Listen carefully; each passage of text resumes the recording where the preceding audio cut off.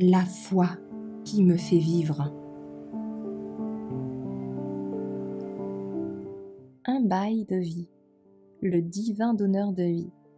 Souviens-toi de ton Créateur pendant les jours de ta jeunesse, tandis que les jours mauvais ne viendront pas, et que les années s'approcheront quand tu diras « Je n'y prends aucun plaisir ». Ecclésiaste 12, verset 1. La vie est mystérieuse et sacrée. Elle est la manifestation de Dieu lui-même, la source de toute vie. Les occasions qui s'offrent à elle sont précieuses, et il faut absolument les améliorer. Une fois perdues, elles le sont pour toujours. Devant nous, Dieu place l'éternité avec ses réalités solennelles et nous permet d'appréhender les thèmes immortels et impérissables. Il nous présente les vérités précieuses et ennoblissantes, afin que nous puissions avancer dans un chemin sûr et de sécurité, à la poursuite d'un objet digne et de l'engagement sérieux de toutes nos capacités.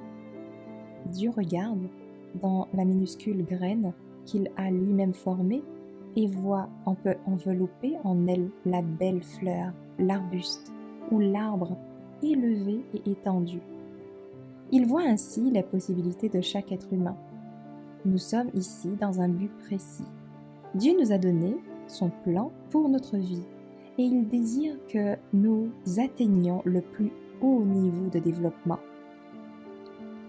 Il désire que nous grandissions constamment en sainteté, en bonheur, en utilité.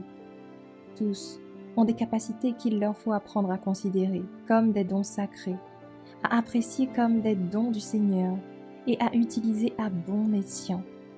Il désire que les jeunes cultivent toutes les forces de leur être et que chaque faculté soit activement exercée. Il désire qu'ils jouissent de tout ce qui est utile et précieux dans cette vie, qu'ils soient bons et fassent le bien, se constituant ainsi un trésor céleste pour la vie future.